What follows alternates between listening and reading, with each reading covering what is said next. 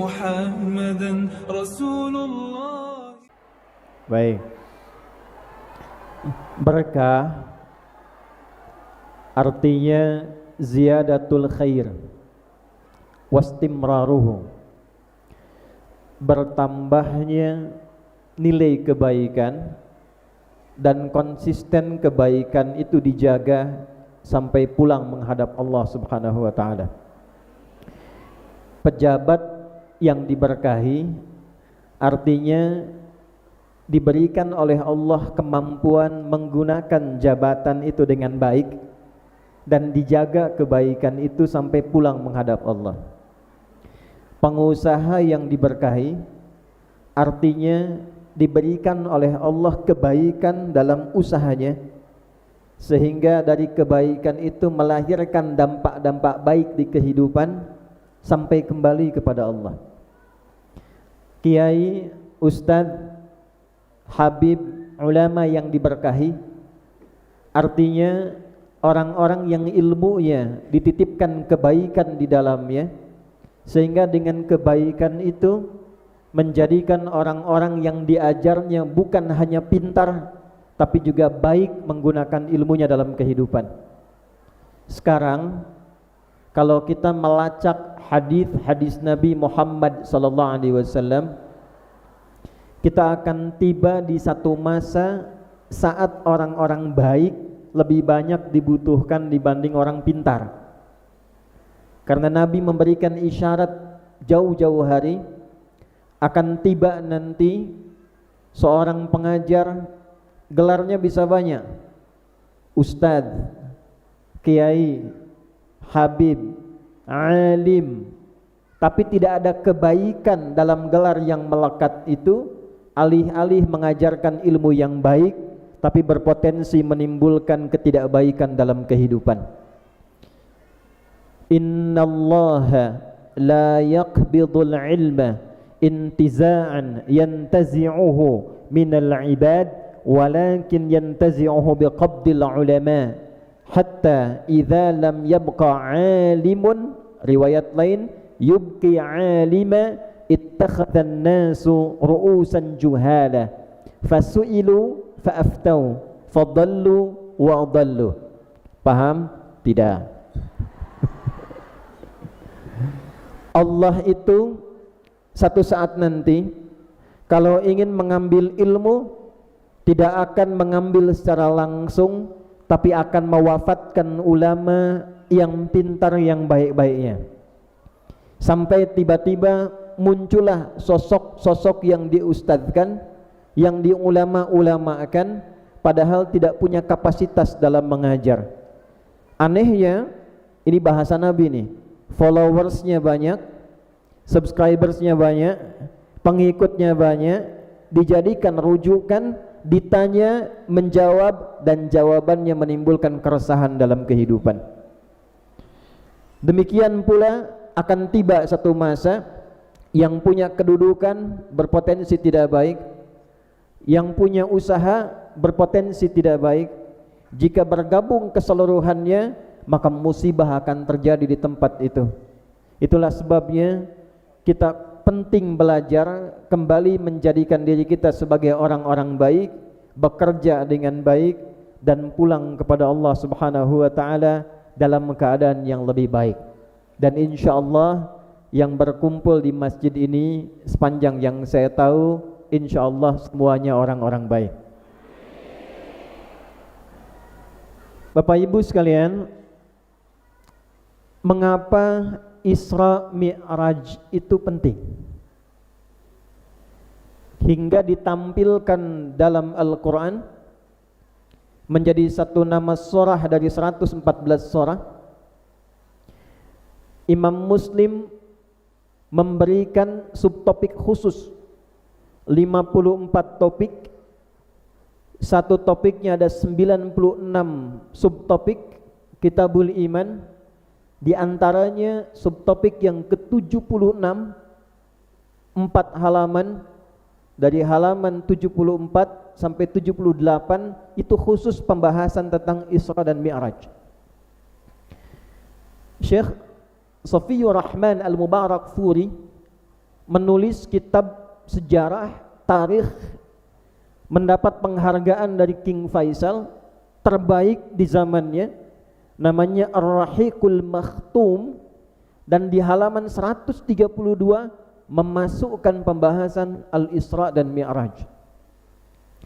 Syekh Mutawalli Asy-Sya'rawi, seorang ahli tafsir, diakui di muka bumi, namanya istimewa.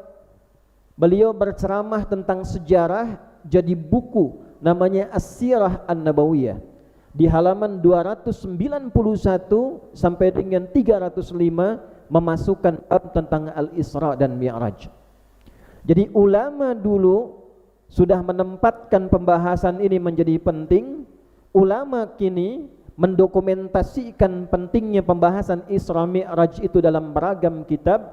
Jadi kalau pemerintah kita menetapkan Isra dan Mi'raj sebagai peringatan yang harus dipelajari, itu anugerah yang Allah berikan untuk bangsa kita. Isra dan Mi'raj ditetapkan oleh Allah melalui turunnya surah 17. Di ayat yang pertama, melahirkan satu keputusan dengan 17 amal. Surahnya surah ke-17, amalnya 17. Oleh Pak Ate dibikinkan 17 pohon di belakang tuh. Karena beliau BPKP, Badan Pemeriksa Keuangan dan Pembangunan, jadi pembangunannya bangun masjid, bangun sekolah. Kita doakan mudah-mudahan ini semua diberkahi Allah ya. Ya, kita cepat. Bismillahirrahmanirrahim. Subhanalladzi asra bi'abdihi laila minal masjidil haram ilal masjidil aqsa alladzi barakna hawla. Fokus, ini intinya. Linuriyahu min ayatina innahu huwas sami'ul basir. Maha suci Allah yang telah menganugerahkan secara istimewa dengan memperkenankan Rasul terbaiknya Nabi Muhammad SAW untuk melakukan perjalanan malam Isra dari Masjidil Haram ke Masjidil Aqsa dalam sekejap, yang wilayahnya diberikan banyak keberkahan. Linuriyahu min ayatina. Kemudian berlangsung proses Mi'raj. Tujuan Isra dan Mi'raj ini, kata Allah, tolong catat ini, linuriyahu min ayatina, untuk menunjukkan kepada Nabi Muhammad dan seluruh umatnya tentang ayat-ayat kami. Innahu huwas sami'ul basir, sungguh Allah lah yang maha mendengar dan maha mengamati dengan dalam. Di titik ini kita akan mulai pelajaran kita. Anggap yang tadi muqaddimah, dan ini inti tausiah kita mengenai Isra dan Mi'raj. Bapak Ibu sekalian, Allah mengatakan dalam Al-Quran, inti Isra Mi'raj itu ayat. Intinya apa? Bu? Apa intinya Isra Mi'raj? Sekarang pertanyaannya, apa artinya ayat? Tanda. Apa itu tanda? Ayat. Saya izin berdiri ya Pak, Bu, Ibu-ibu, ingin kelihatan deh. Udah gak usah tepuk tangan, gak ada merpati itu. Tanda di dalam bahasa Arab itu ada 3 kata. Ada berapa? 3. 1, ada yang disebut dengan alamat. Apa namanya? Saya tulis ya, biar jelas nih. Ibu maaf, saya tanya belakang. Ini kelihatan Bu? Masya Allah. Pak, ini masjidnya berkah Pak. Tuh ibu sana tuh, belum saya tulis udah kelihatan. Imannya kuat sekali tuh.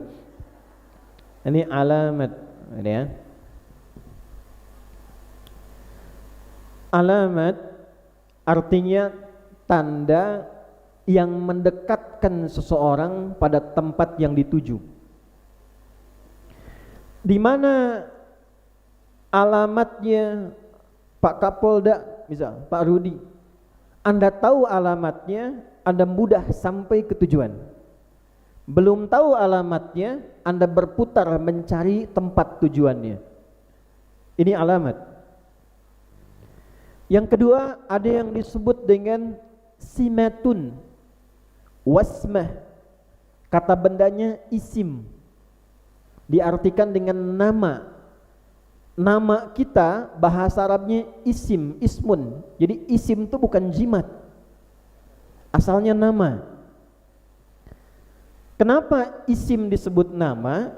Karena membedakan antara satu zat dengan yang lainnya. Saya Adi, di hadapan saya Pak Yusuf Hamka. Pak Yusuf dengan Adi bedanya terletak pada namanya. Pak Yusuf yang dipanggil beliau, Adi yang dipanggil saya. Jika Anda ingin memberikan tanda yang membedakan satu orang dengan yang lainnya, maka bahasa Arabnya disebut dengan apa? Isim. Karena itu Nabi mengatakan, tandai anggota keluarga kita dengan nama-nama yang indah dan baik, supaya kebaikan nama itu melekat pada perjalanan hidupnya sampai pulang menghadap Allah. Ada beberapa sahabat Nabi yang langsung namanya dirubah oleh Allah, karena nama bagian dari doa. Oh, hati-hati. Dulu pernah ada yang namanya si sedih, zaman Nabi ada, hidupnya sedih terus. Konsultasi ke Nabi, baru datang Nabi langsung bilang, rubah namamu jadi si bahagia. Sejak saat itu berubah hidupnya. Ada nama-nama yang itu mutlak harus diganti. Misal nama setan. Itu setan itu kurang lebih ada 9 jenis setan yang hadir di sekitaran kita, punya nama. Di masjid ada setannya Pak, jangan dikira nggak ada. Dan yang pertama kali digoda DKM masjid, bukan jamaahnya, DKM-nya dulu. Sebab kalau DKM-nya sudah nggak benar, jamaahnya malas datang. Nanti kalau sudah bagus, baru dia masuk dalam sholat. Namanya khanzab. Idza udzina fafarra alaihi syaitan wa alaihi dharat. Kata Nabi, kalau azan dikumandangkan, setan ini saking bencinya suara azan, lari terbirit-birit sampai tutup hidung, bukan telinga. Dia menggambarkan kalaupun azan ada baunya, saya nggak mau cium. Makanya kalau ada orang walaupun jarang ke masjid atau nggak pernah sholat, dengar azan itu bisa sadar, Pak sudah azan Pak, karena setannya lari. Fa'idha tuwiba, kalau azannya selesai, fa'ada, setannya balik lagi.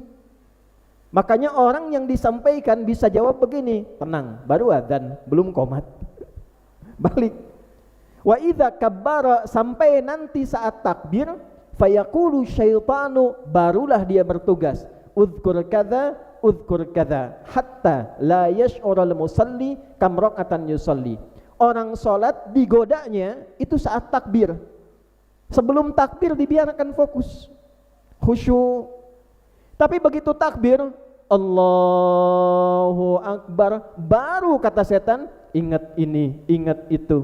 Pak Bupati begitu takbir, jalan macet sana, hati-hati, ini belum terurai. Masuk semua, hatta la yash'ural musalli kam raqatan yusalli, sampai ada orang sholat yang tidak sadar, lupa berapa rakaat sedang menunaikan sholatnya. Itu khanzab, setan rumah. Hati-hati Bu. Dasim, perempuannya dasimah tuh. Itu tugasnya khusus untuk memecah belah hubungan suami istri. Itu di Quran surah kedua ayat 102. Intinya isim. Tiga, saya cepat, ada yang disebut dengan ayat.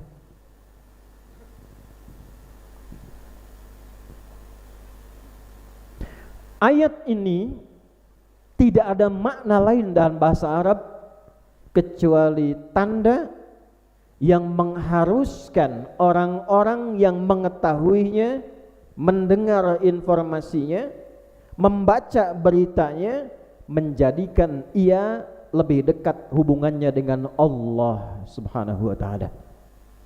Singkatnya, ayat itu adalah tanda yang mengharuskan kita lebih dekat dengan Allah.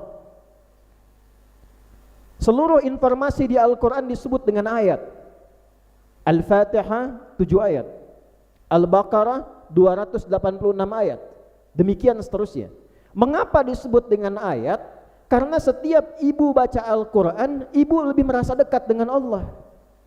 Setiap bapak dengar bacaan Al-Quran, kita merasa lebih dekat dengan Allah. Wa idza tuliyat alaihi ayatuhu zadathum imana wa ala rabbihim yatawakkalun. Quran surah 8 ayat kedua. Setiap dibacakan ayat, merasa bertambah iman kita, merasa lebih dekat dengan Allah. Ada rumus dalam Quran ditafsir. Jika ada ayat di Al-Quran, di dalamnya tersebut kata ayat, maka semua informasi yang terdapat di ayat itu harus membuat diri kita lebih dekat dengan Allah. Tujuan Isra dan Mi'raj bukan ingin menghadirkan cerita Nabi pernah ke Palestina naik buruk cuma semalam balik lagi, naik ke langit mampir di surga, lapis 1 ketemu Nabi Adam, lapis 2 Nabi Isa dengan Nabi Yahya, lapis ketiga, lapis keempat, lapis kelima sampai ketujuh Nabi Ibrahim, kemudian lihat surga, lihat neraka. Bukan itu maksudnya. Yang diinginkan oleh Allah melalui peristiwa Isra Mi'raj ini, semua umat Nabi Muhammad kenal Allah, dekat dengan Allah, tahu Allah, dan merasa punya Allah. Ini yang paling penting, merasa punya Allah. Kalau sudah merasa punya Allah, maka dampak yang terjadi pada hidupnya akan merasa lebih tenang, merasa lebih nyaman, merasa lebih menerima takdir. Karena puncaknya dia merasa punya Allah. Mengapa ada orang sering mengeluh? Ternyata bukan karena kurang bahagia, bukan karena kurang uang, bukan karena kurang jabatan. Pada puncaknya merasa kurang punya Allah. Saya tanya, ibu Tuhannya siapa? Maha kaya tidak? Punya segalanya tidak? Kalau kita punya Tuhan yang maha kaya, maka kenapa mesti mengeluh dengan kefakiran? Orang yang punya Tuhan maha kaya, dia akan bangga dengan Tuhannya, tidak akan mungkin mengeluhkan kekurangan hidupnya. Kenapa? Karena dia punya Tuhan yang maha kaya. Kalau sakit, Allah maha penyembuh tidak? Maha segalanya tidak? Kalau dia merasa punya Allah yang maha menyembuhkan, tidak akan pesimis dengan penyakit yang dititipkan. Jadi puncak Isra Mi'raj itu memberikan tanda berupa ayat agar setiap umat Nabi Muhammad merasakan bahwa kita punya Allah. Paham sampai di sini?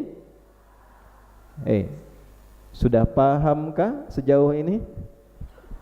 Paham ya? Nah, sekarang kalau sudah paham, mari kita urutkan tanda-tanda apa saja yang ditampilkan dari Isra Mi'raj untuk kita bawa pulang. Ada 17 tanda. Kita bahas berapa siang ini? Ini saya tanya Pak Ateh dulu, sampai jam berapa Pak? Terserah. Sampai jam berapa Bu? Yang di sana mau jam 5 Pak, saya jam 3 pulang. Yuk kita mulai ya. Bismillah. Isra Mi'raj menurut para ulama waktunya ada 8 versi. Dari 8 ini semua sepakat bahwa yang paling kuat terjadi setelah dua orang yang paling disayang Nabi itu wafat. Nih, pada bagian ini tolong dicatat untuk yang dititipkan kedudukan, yang dalam usaha sebagainya, karena ini tanda pertama yang paling penting. Bapak Ibu sekalian, saya tanya sebentar. Istri Nabi yang pertama namanya siapa? Sayyidah Khadijah radhiyallahu taala anha. Beliau perempuan terhormat bukan? Kaya tidak? Pengusaha bukan? Banyak enggak hartanya? Tahu dari mana? Oh. Nanti kalau umrah, ini saya doakan yang belum bisa berangkat ya. Nabung, tidak cukup dengan amin, nabung. Ini saya kasih gambaran nih. Ini kalau misalnya paling dekat aja, sini Zam-Zam. Ini nempel Sofwa. Ini jalan sini. Ini bukit besar namanya Jabal Qubais, atasnya Istana Raja. Ini bukit namanya Bukit Kehormatan. Siapa yang pegang bukit ini menunjukkan dia punya kuasa. Dulu Nabi Muhammad setelah Isra Mi'raj ini mengumumkannya di sini. Sekarang jadi istana untuk menandakan itu yang punya kuasa. Dari sini kita lurus, belok ke kanan, ketemu pintu 26, depannya pos, ada CCP1 warna putih sini nih. Lurus, ini pintu 27, gate Nabi, babun Nabi. Di sini awal peristiwa Nabi Muhammad akan diisrakan. Lihat di hadis Muslim, sedang istirahat malam-malam, atapnya tiba-tiba terbuka, malaikat Jibril turun. Ini dari sini, babun Nabi. Cepat dulu, lurus sampai ke ujung sini. Di sini nanti kita akan temukan, ini sampai ujung udah saya hitung, kurang lebih ada 35 kipas angin nih. Udah saya hitung nih, kalau 36 berarti nambah 1. Ini ada pintu Babus Salam, di sini tempat sa'i, Sofwa, di sini Marwah, di sini Nabi dilahirkan, Maulid Nabi, jadi perpustakaan sekarang. Di ujung sini Marwah, begitu selesai sa'i 7 kali, keluar. Ini kita keluar dari Marwah, di sini ada toilet. Ini ada bukit di belakangnya panjang, dari sini sampai ke sini. Bukit panjang ini dari sini ke sini itu dulu gudang tempat nyimpannya aset-aset Sayyidah Khadijah. Oh, kalau mau tahu kayaknya beliau tuh. Berumah tangganya di sini. Lahir di sini, berumah tangga di sini. Saking kayanya, oh. Jadi kalau ibu mau usaha, boleh. Perempuan ada yang ahli bidang kedokteran, yang ngajar seperti Sayyidah Aisyah. Ahli keperawatan seperti Sayyidah Fatimah. Menyalurkan hobi boleh sepanjang tidak mengganggu kewajiban dalam rumah tangga. Yang laki-laki demikian. Tapi poin yang terpenting, tidak pernah ada hasil usaha yang dihasilkan dari niaga beliau kecuali dipersembahkan untuk membantu dakwahnya Nabi sallallahu alaihi wasallam. Nih, ini poin satunya. Apa yang terjadi? Sayyidah Khadijah itu, Bu, sampai dikenang selama hidup Nabi sampai beliau meninggal. Usia 64 tahun 4 bulan, 619 Masehi beliau meninggal, tapi namanya masih disebut dalam mimpi Nabi sallallahu alaihi wasallam. Apa keistimewaannya? Ini pelan-pelan ya. Tidak pernah ada kebutuhan dan kegelisahan Nabi di dalam rumah kecuali menjadi selesai ketika melihat Sayyidah Khadijah. Sebentar nih, Pak, istri Nabi ada berapa? Tenang Bu, saya nggak akan bahas poligami, tenang aja. Saya cuma tanya nih, istri Nabi ada berapa? 11. Pertanyaan saya, kenapa Nabi diizinkan menikah lebih daripada 4 istri? Saya pelajari, Ternyata hikmahnya bukan karena poligaminya, karena semua istri Nabi yang 11 itu mewakili semua karakter perempuan di muka bumi. Ada yang cemburuan, senang belajar, ada. Ada yang hobi bikin kue, Sayyidah Saudah binti Zam'ah. Ada yang senang tampilan fashion, pakai pakaian. Berangkat ke pengajian tanya suami, "Papa, mana yang bagus ya? Biru apa merah?" Kata suaminya, "Biru bagus deh." Istrinya bilang, "Kayaknya merah deh." Dia tanya tapi udah punya jawaban. Begitu keluar, hijau tuh. Model begitu ada. Nah, semua ini dididik oleh Nabi sallallahu alaihi wasallam sehingga semua karakter-karakter itu menjadi baik. Dan puncaknya terletak pada Sayyidah Khadijah. Al-Bukhari nomor hadis yang ketiga. Tidak pernah Nabi punya persoalan melihat wajah Sayyidah Khadijah, mendengar kata-kata Sayyidah Khadijah, kecuali berkurang setengah persoalannya dan tenang hatinya. Nih Pak Ate, Nabi turun dari Gua Hiro. Saya pernah naik tuh Pak. Gua Hiro itu dari rumah Nabi ke bukitnya aja 5 bukit lagi.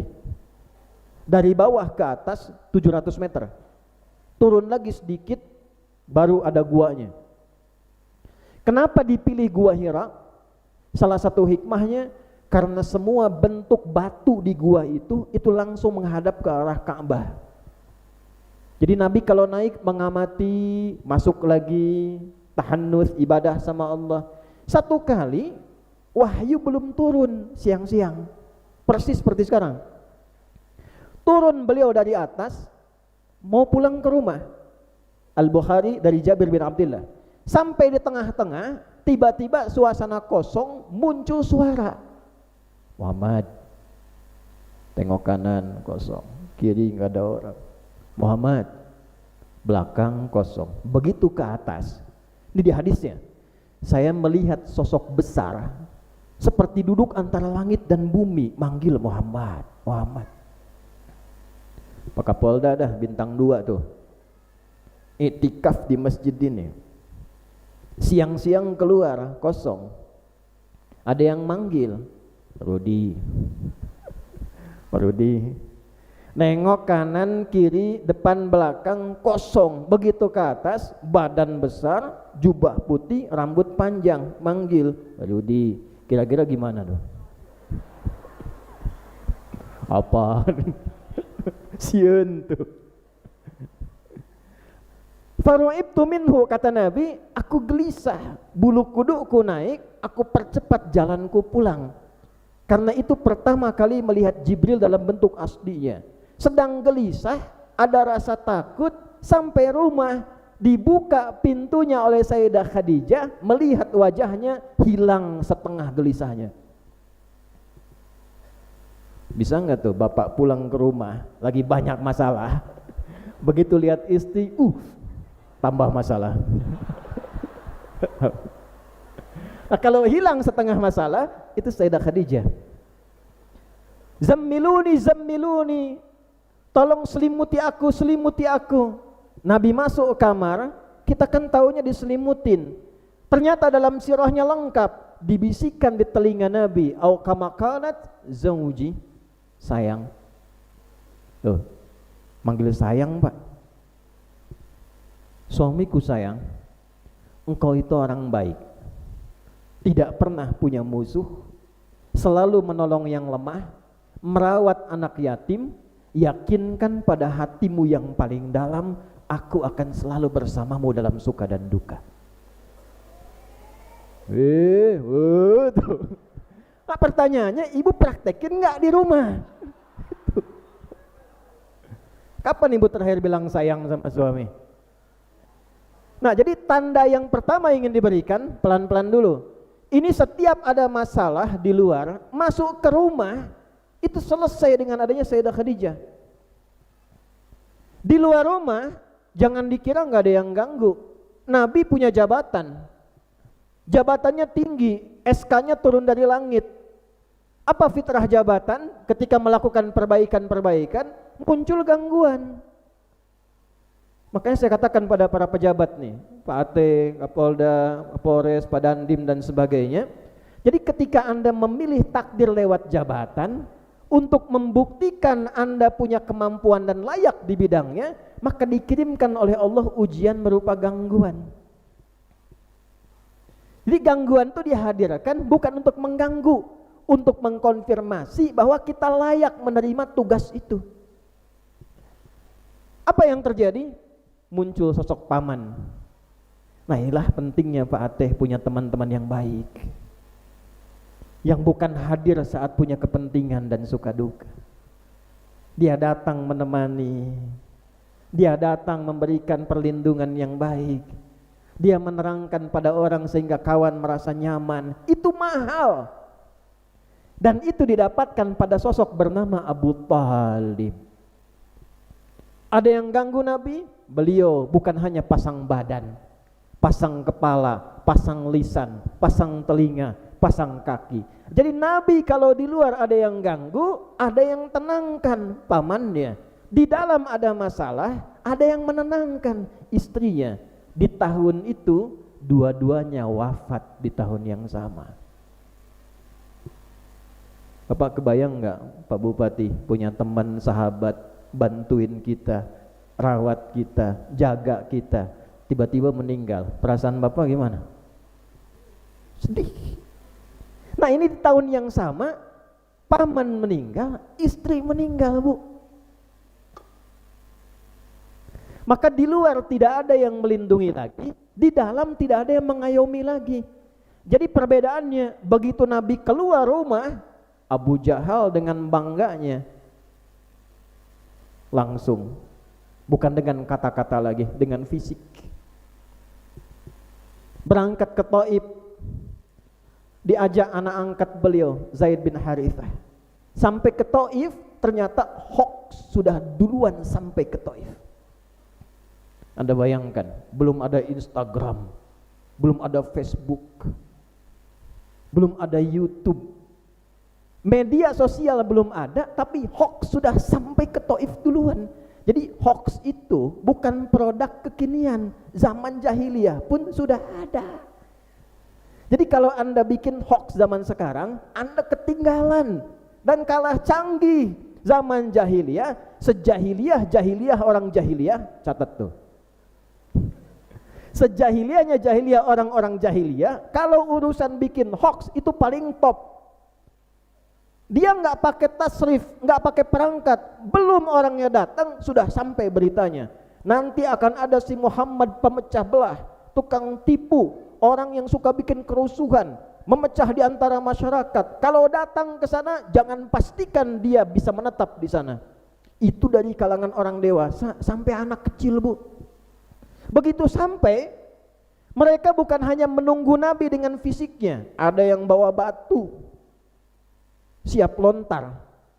Dalam riwayat disebutkan Nabi dilontar dengan batu, darahnya kena. Dilindungi Zaid, darahnya kena. Ditarik untuk beristirahat. Ya Rasulullah, kita mundur sejenak. Disinilah inti doa itu dimulai. Lihat ini. Begitu duduk, pelindung sudah tidak ada, di rumah sudah tidak ada, datang ke setiap tempat diganggu. Tiba-tiba Nabi duduk, malaikat turun. Ya Rasulullah, mud yadaika ila sana, angkat tanganmu ke langit. Langit itu kiblatud doa. Makanya kalau doa kita begini, Ka'bah kiblatus shalah. Angkat tanganmu, mohonkan pada Allah supaya aku mengangkat 2 gunung di Taif untuk menghimpit mereka. Sampai sekarang lokasinya masih ada. Bapak pahami, satu saat kalau mau ikut saya tunjukkan tuh. Apa jawab Nabi? Yang viral cuma sampai sini. La innahum qaumun la ya'lamun. Jangan. Mereka belum tahu saja siapa saya. Saya berharap dengan sikap ini nanti di Taif akan hadir keturunan ke depan orang-orang baik yang kenal Allah. Jadi orang baik itu nggak pendendam. Kalau mau nyari teman yang terbaik, salah satu karakternya Ali Imran ayat 134, cari orang baik yang hatinya bersih, yang bebas dari sifat dendam. Wal kadhiminal ghaidha. Perhatikan doanya. Nabi duduk, badan berdarah, kemudian keluarlah doa itu. Ilahi, ila man takiluni, a ila ba'idin yu'limuni, am ila qaribin yu'dhini au yuhjimuni, fa ana radin ma lam taghdab alayya, la haula wala quwwata illa billahil aliyyil azim. Nanti saya ijazahkan doa ini, Bapak Ibu boleh simpan. Au kama qala sallallahu alaihi wasallam. Ya Allah, kemana lagi Engkau akan perintahkan aku membawa misi dakwah ini? Apakah tempatnya masih jauh, tapi ketika aku sampai di situ aku akan disakiti lagi? Atau tempatnya dekat di sini, tapi ketika sampai aku akan diteror lagi? Aku tidak peduli ya Allah, sepanjang Engkau tidak marah kepadaku, aku siap ditempatkan dimanapun. La haula wala quwwata illa billahil aliyyil. Setelah doa itu dipanjatkan, muncullah undangan Isra Mi'raj. Itu asalnya. Maka tanda pertamanya apa? Pertama, sebaik-baiknya kita punya teman, sebaik-baiknya kita punya pasangan, sebaik-baiknya kita punya harapan dalam tugas dan jabatan, tetap semua itu tidak akan pernah mengalahkan kuasa dan takdir Allah Subhanahu wa ta'ala. Maka yang pertama kita harus lakukan, Allah beri tanda. Kalau sudah ada orang-orang sekitaran kita yang mengatakan mustahil, tidak mungkin, nggak bisa, nggak ada, itu tanda pertama, Bu. Tanda pertama dari Allah, tinggalkan pendapat manusia, langsung kembali pada Allah. Hikmah satu. Ibu kenal Nabi Zakaria? Kenal di mana? Luar biasa yang Nabi Zakaria punya istri namanya Eliasobat, bahasa Latinnya Elizabeth. Ujiannya sampai sepuh divonis secara medis tak mungkin punya keturunan. Maaf, divonis monofos dan mandul. Orang-orang mengatakan ini nggak mungkin punya keturunan, ini nggak bisa punya keturunan. Apa yang terjadi? Nanti lihat Quran surah ketiga Ali Imran di ayat 38 sampai 39. Ketika orang mengatakan ini tidak bisa, ini tidak mungkin, beliau tinggalkan opini publik, langsung menunaikan sholat 2 rakaat, ditunaikan sholat, dalam sholatnya minta kepada Allah, menyebut nama Allah yang memberi batas-batas dalam pemberian dan tidak ada batas di dalamnya bagi Allah. Namanya Wahhab. Apa namanya? Nah, ini rumus. Kalau ibu sedang punya masalah, minta sama Allah, cari nama Allah sesuai masalah kita. Namanya Al-Asmaul Husna. Apa namanya? Dalilnya di surah 17 Al-Isra ayat 110. Qulid Allah. Ini perintah.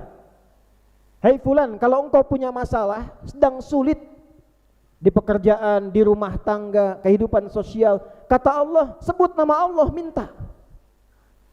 Mungkin bukan kurang pintar, bukan kurang ilmu, kurang doa.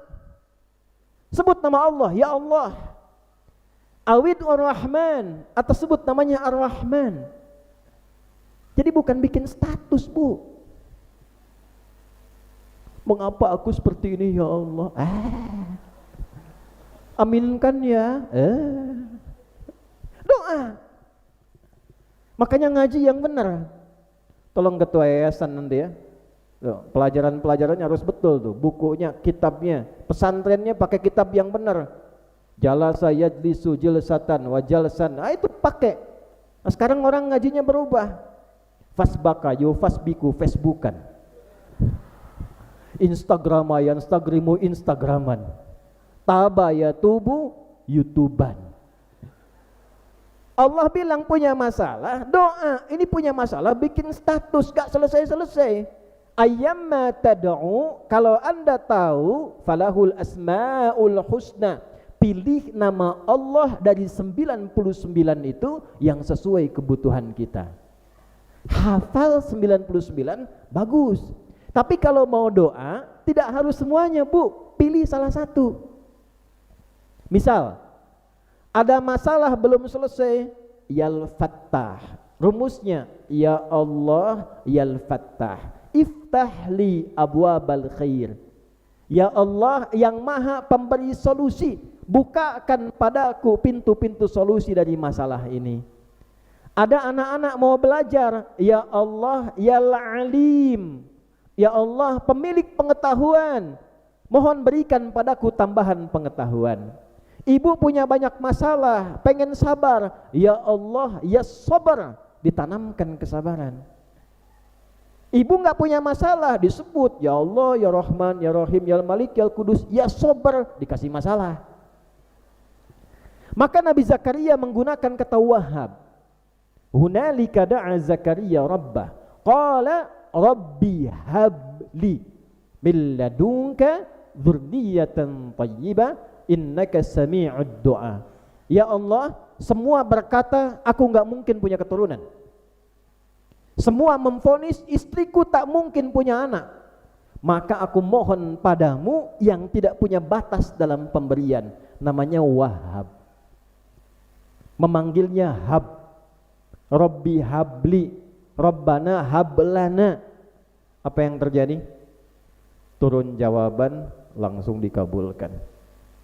Jadi tanda pertama Isra Mi'raj, kalau sedang punya masalah, sedang sulit, orang mengatakan tak mungkin lagi, maka katakan pada diri kita, saya masih punya Allah. Saya masih punya. Itu poin satu. Sekarang cara mintanya bagaimana? Ini akhir pembahasan kita. Saya mau doa, mau minta, punya masalah, sedang tugas ada yang ganggu, di rumah tangga rumit situasi, berniaga ada yang nipu. Gimana cara kita minta? Dipanggillah Nabi oleh Allah, berangkat ke Baitul Maqdis, ditunjukkan peta dunia tentang perjalanan umatnya, dinaikin ke atas ke langit khusus menerima cara kita untuk umat Nabi Muhammad memohon kepada Allah saat memiliki beragam persoalan untuk dimudahkan dalam kehidupan. Naik. Nih, saya kasih rahasia ya. Cuma ini antara kita aja nih. Nabi Musa tahu? Nabi Ibrahim? Pelan-pelan ya. Semua nabi dari Nabi Adam sampai Nabi Isa alaihissalam itu menerima wahyunya di bumi. Enggak pernah tahu langit. Nabi Ibrahim pernah ditampakkan, tapi enggak pernah ke langit, ditampakkan aja. Buka Al-An'am ayat 75. Wa kadzalika nuri Ibrahim malakutas samawati wal ard. Kami pernah tampakkan pada Ibrahim, dibukain tuh pintu langit, dibuka. Sehingga Nabi Ibrahim bisa lihat dari bawah saja, lihat Baitul Ma'mur. Makanya ketika meninggal, di antara cita-citanya pengen senderan di Baitul Ma'mur. Makanya di hadis Isra Mi'raj, begitu Nabi sampai ke langit ke-7, disambut Nabi Ibrahim sedang senderan di Baitul Ma'mur. Nabi Musa alaihissalam, lihat Quran surah Thaha ayat 23. Linuriyahu min ayatinal kubra, ditunjukkan ayat tapi masih di bumi, di Bukit Tursina. Nabi Isa menerima ayat masih di bumi, dekat Zaitun. Tapi Muhammad di bumi ditampakkan, seisi diperlihatkan, dinaikkan ke langit supaya tahu antara langit dan bumi semua alamnya. Ini menunjukkan keagungan Nabi Muhammad. Makanya bersyukur kita punya Nabi Muhammad. Jadi perintah untuk ibadahnya perintah mengatasi persoalannya, disampaikan undangannya di bumi, perintahnya langsung diturunkan di langit. Dua alam menjadi saksi. Hanya untuk memberikan hadiah spesial ini, tujuan utamanya bukan ingin memberikan beban pada umat, tapi mengentaskan semua persoalan yang dihadapi. Singkatnya apa? Diberikan perintah sholat. Apa namanya? Itulah inti Isra Mi'raj.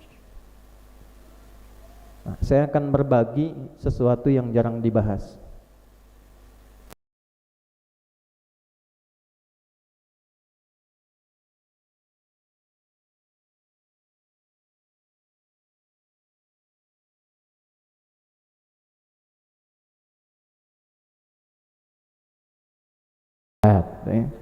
Baik, betul salat itu ibadah. Tapi intinya apa?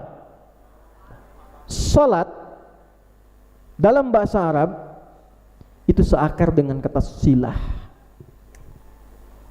Ini sod lam ta. Dari kata wasala yang artinya nyambung, terhubung, terkoneksi.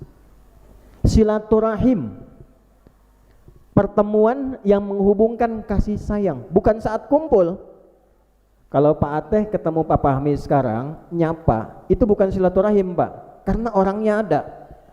Tapi kalau Bapak pulang ke tempat masing-masing, masih kepikiran, masih terhubung, masih mendoakan, masih mendukung, itulah silah. Ibadah yang melatih kita selalu terhubung dengan Allah, sehingga punya koneksi dengan Allah, teringat pada Allah, nyambung dengan Allah di setiap tempat yang kita pijak. Ibadah yang melatih kita itu disebut dengan sholat. Jadi sholat itu diwajibkan kepada kita, hakikatnya bukan untuk memberikan beban, bukan, tapi melatih kita supaya punya koneksi dengan Allah, sampai kita merasa saya punya Allah, supaya nyambung. Itu yang dimaksud Quran surah keempat ayat 103. Fa idza qadaytumus salata fadhkurullah. Kalau Anda sudah selesai menunaikan salat, coba dicek, pastikan Anda sudah terkoneksi dengan Allah. Qiyaman, berdiri ingat Allah.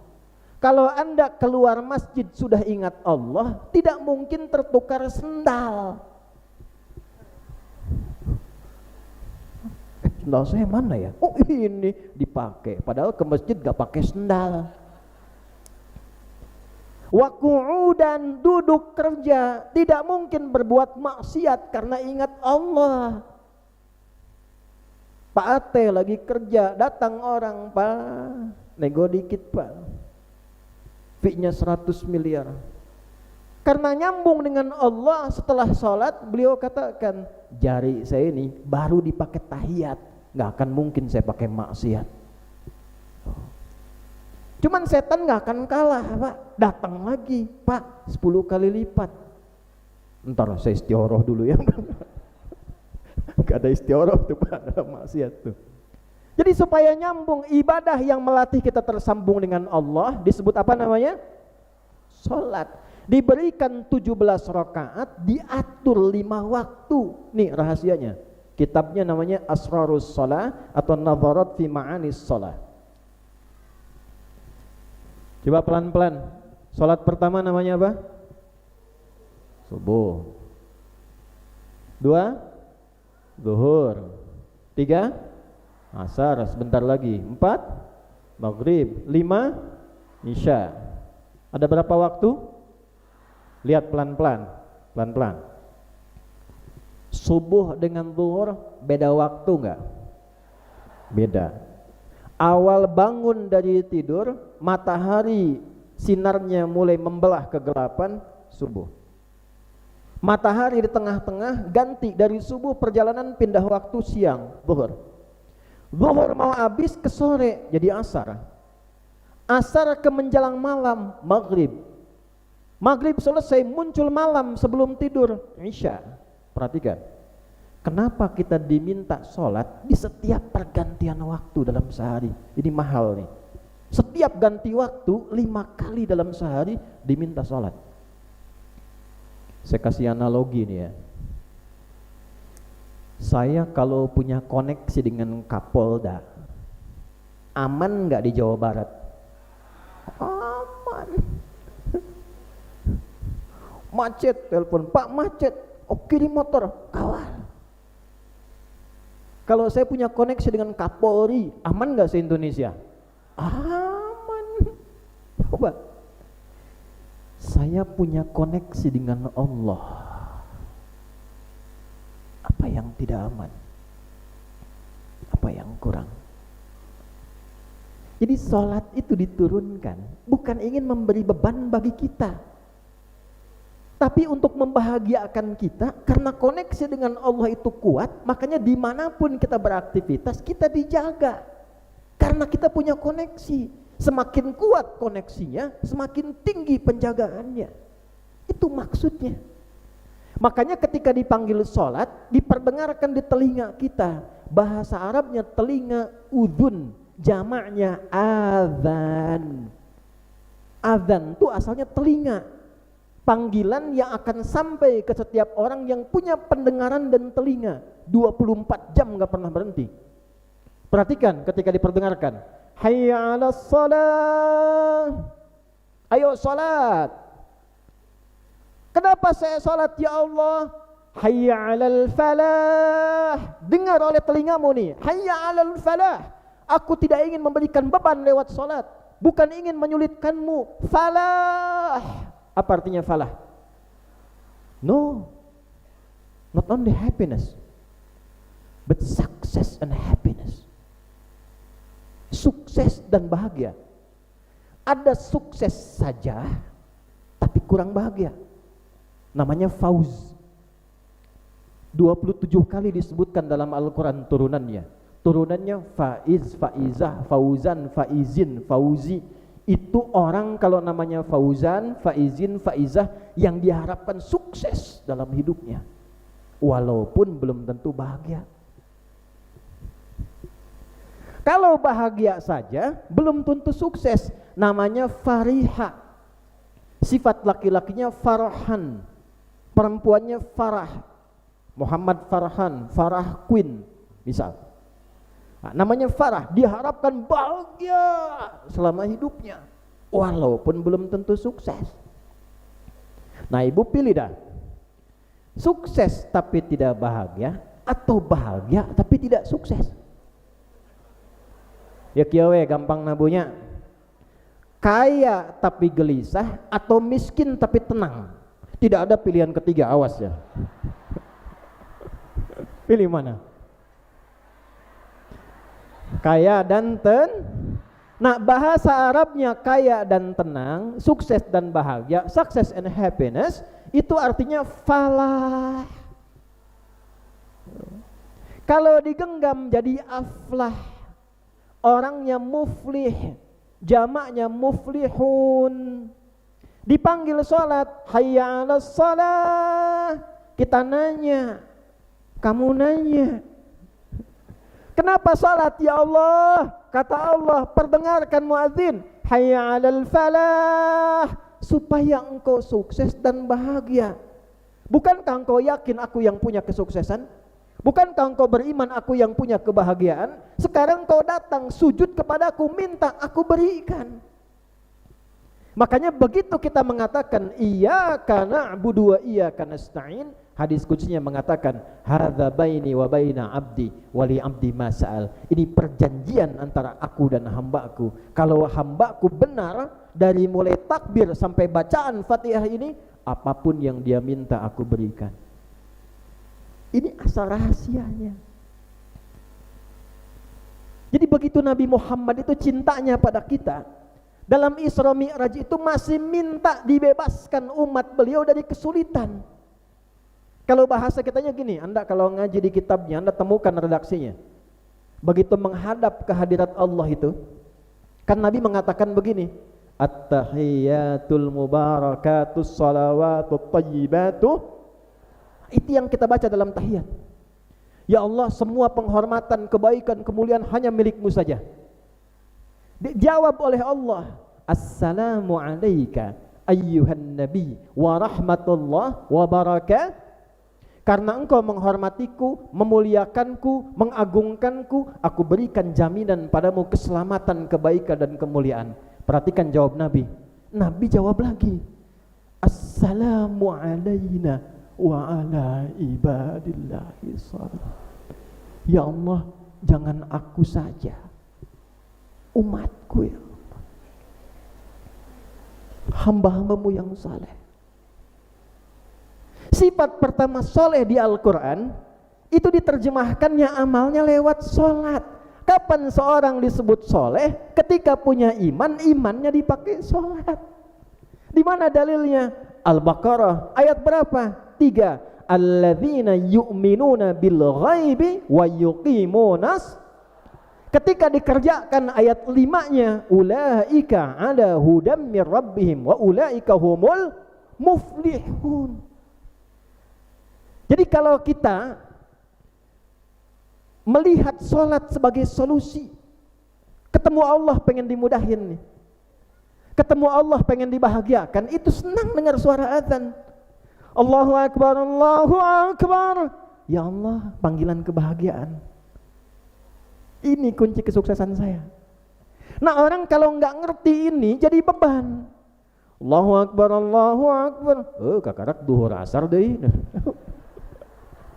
Jadi masalah.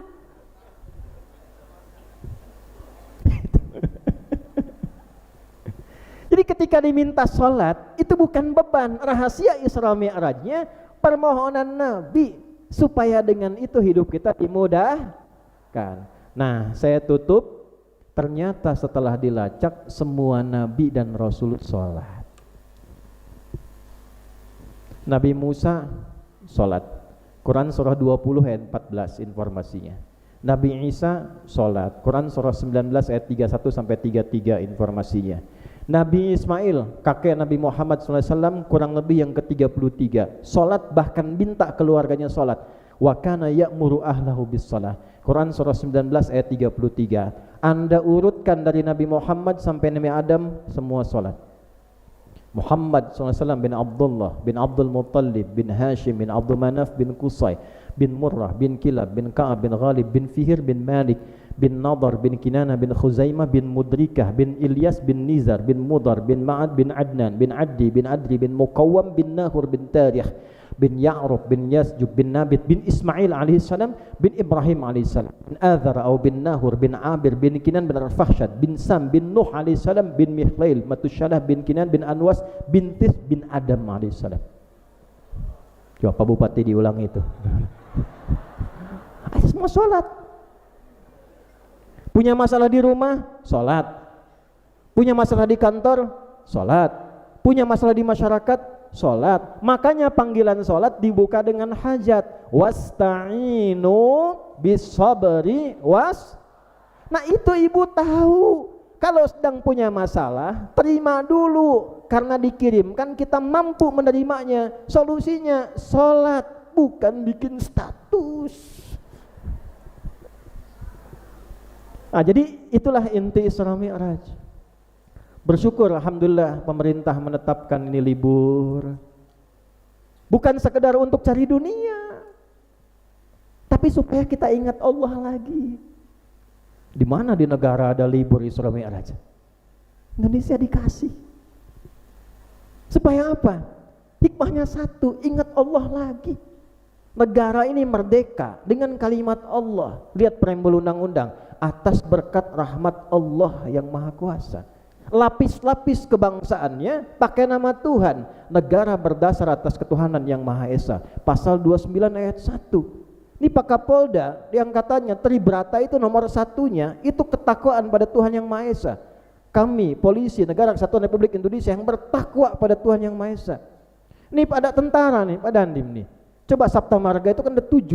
Yang ketiga apa?